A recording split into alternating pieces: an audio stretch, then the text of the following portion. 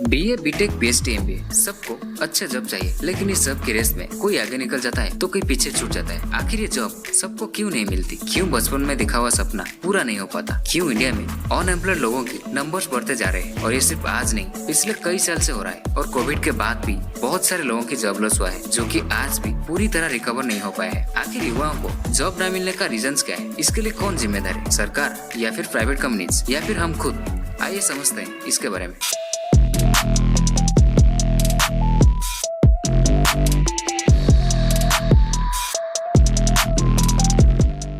Unemployment तब कहा जाता है जब लोग जॉब पाने के लिए एलिजिबल हैं और ढूंढ भी रहे हैं, लेकिन जॉब मिल नहीं रहा है। Centre for monitoring Indian economics के डाटा के मुताबिक अगस्त 2021 में इंडिया की अनएम्प्लॉयमेंट रेट 8.32% है, जबकि जुलाई 2021 में ये डाटा 6.96% था। सिर्फ अगस्त में 1.5 मिलियन इंडियंस की जॉब लॉस हुआ है। और कोविड की बात करें तो फर्स्ट वेव में ये 40% तक चला गया था। और ये सिर्फ कोविड के बाद नहीं, कोविड से पहले भी फरवरी 2020 में अनएम्प्लॉयमेंट रेट 7.8% था।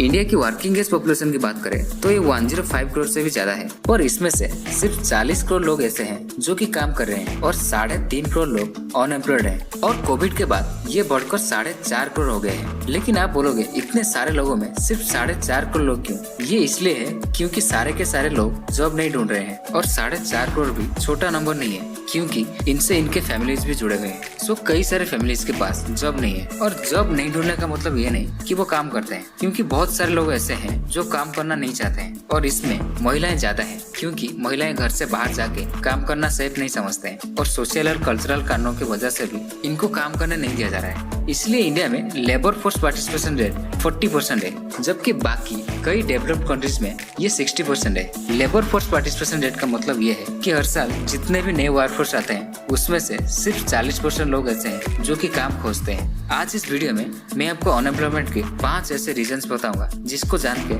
आप समझ जाएंगे कि आखिर प्रॉब्लम्स कहाँ हैं। पहला है लैक ऑफ जॉब अपॉर्चुनिटीज। हर साल इंडिया में जितने न्यू वर्कफोर्स आते हैं उसके सिर्फ 1% ही न्यू जॉब स्टार्ट होता है। इसमें पब्लिक सेक्टर जॉब्स की बात करें तो इतने लोगों को जॉब्स देने के लिए सरकार के पास कैपेबिलिटीज नहीं है। और ये सही भी है, क्योंकि इतने सारे लोगों को जॉब्स देना इम्पॉसिबल है। लेकिन जितने भी जॉब्स हैं इसमें कुछ पोस्ट वैकेंट पड़ा है जो कि फिलअप नहीं हो रहा है। और जिस भी जॉब के लिए वैकेंसी निकलता है उसके लिए एग्जाम्स होना, रिजल्ट आना और जॉब मिलने में 2-3 साल लग जाता है। और इसमें करप्शन होने की बात सामने आ रहा है, जिसके लिए जॉब पाना और भी मुश्किल हो जाता है। और इसके लिए लाखों ट्वीट और प्रोटेस्ट करके भी कुछ हासिल नहीं हो पाता है। सरकार इस पर बहुत कम ध्यान देता है। और ये सिर्फ सेंट्रल गवर्नमेंट की जॉब नहीं, सारे स्टेट में भी जॉब्स क्रिएट नहीं हो रहा है, चाहे वो प्रेजेंट सरकार हो या फिर फॉर्मर। और प्राइवेट सेक्टर में भी उतने जॉब्स क्रिएट नहीं हो रहा है। और कुछ ऐसे भी जॉब्स हैं प्राइवेट सेक्टर में जिसको करने से कोई अपने फैमिली को भी नहीं चला सकता। और इसमें भी कभी कभी सैलरी कट और लेब भी हो रहा है, जो कि कोविड के टाइम बहुत मात्रा में हुआ था। सरकारें अगर चाहें तो फैक्ट्रीज और इंडस्ट्रीज सेटअप करके भी जॉब्स क्रिएट कर सकते हैं, लेकिन ऐसा नहीं हो रहा है। और बहुत सारे फॉरेन कंपनीज भी इंडिया की जगह चाइना, फिलीपींस, वियतनाम और इंडोनेशिया को प्रेफर करते हैं। अनऑर्गेनाइज सेक्टर की बात करें तो इसमें लोगों के लिए पूरे साल भर का काम नहीं मिलता। सो इसलिए हम सबको अपने चुने हुए सरकार को एम्प्लॉयमेंट को प्रायोरिटी देने के लिए बोलना होगा। और जॉब्स ना मिलने के कारण ये भी है कि इंडिया में राइट एम्प्लॉयमेंट पॉलिसीज नहीं है।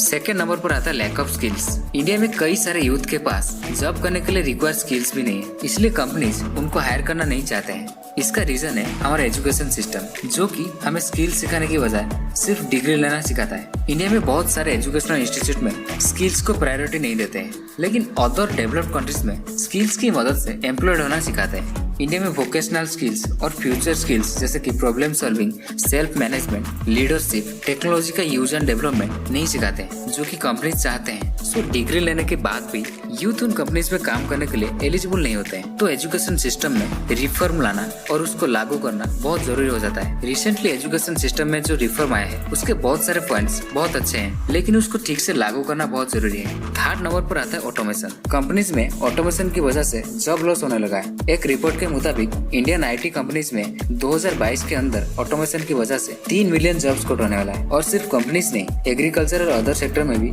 मशीनरी की वजह से पहले से भी कम लोगों को काम मिल रहा है। सो टेक्नोलॉजी जितने आगे बढ़ रहा है उतने प्रॉब्लम्स भी क्रिएट हो रहे हैं, जिससे हमको डील करना चाहिए। फोर्थ नंबर पर आता है इनइक्वालिटी। समाज में बहुत सारे इनइक्वालिटीज हैं, जैसे कि male female inequality, social inequality, caste inequality और अर्बन रूरल इनइक्वालिटी। इसकी वजह से भी अनएम्प्लॉयमेंट बढ़ रहा है और इंडिया में काम में लोअर फीमेल पार्टिसिपेशन की वजह से भी इंडियन इकोनॉमी को उतना कंट्रीब्यूशन नहीं हो पा रहा है और समाज में एक छोटा बिजनेसमैन को भी उतना वैल्यू नहीं दिया जाता है जितना एक बड़े बिजनेसमैन को दिया जाता है। लेकिन एक मिडिल क्लास और लोअर क्लास लोग इतने बड़े बिजनेस कैसे कर पाएगा? सो समाज में एंटरप्रेन्योरशिप माइंडसेट को डेवलप करना और उसको वैल्यू देना बहुत जरूरी हो जाता है। लास्ट नंबर पर आता है सोशल मीडिया एडिक्शन। आजकल सोशल मीडिया एडिक्शन की वजह से भी बहुत सारे यूथ का अटेंशन स्टडीज से डाइवर्ट हो रहा है। सोशल मीडिया कंपनीज अपने फायदे के लिए उनके वेबसाइट्स और एप्लीकेशन को ऐसे बनाते हैं कि अगर कोई उसमें 1 मिनट के लिए आता है तो वो अगले कई मिनट तक रुक जाता है। इसका मतलब ये नहीं कि सोशल मीडिया बुरा है, लेकिन इसको अगर सही तरह से इस्तेमाल ना किया तो ये बहुत खतरनाक साबित हो सकता है। सो इस पर सबको ध्यान देना चाहिए। ये थे कुछ कारण जिसकी वजह से इंडिया में अनएम्प्लॉयमेंट बढ़ रहा है और अगर ये प्रॉब्लम्स सॉल्व ना होते हैं तो सिचुएशन और भी खराब हो जाएगी। आपको ये वीडियो कैसा लगा? अगर अच्छा लगा तो वीडियो को लाइक करना और अपने फ्रेंड्स और फैमिली के साथ शेयर करना और चैनल को सब्सक्राइब करना और इसके साथ साथ नोटिफिकेशन को भी ऑन कर देना ताकि नेक्स्ट वीडियो को पहले आप देख सको।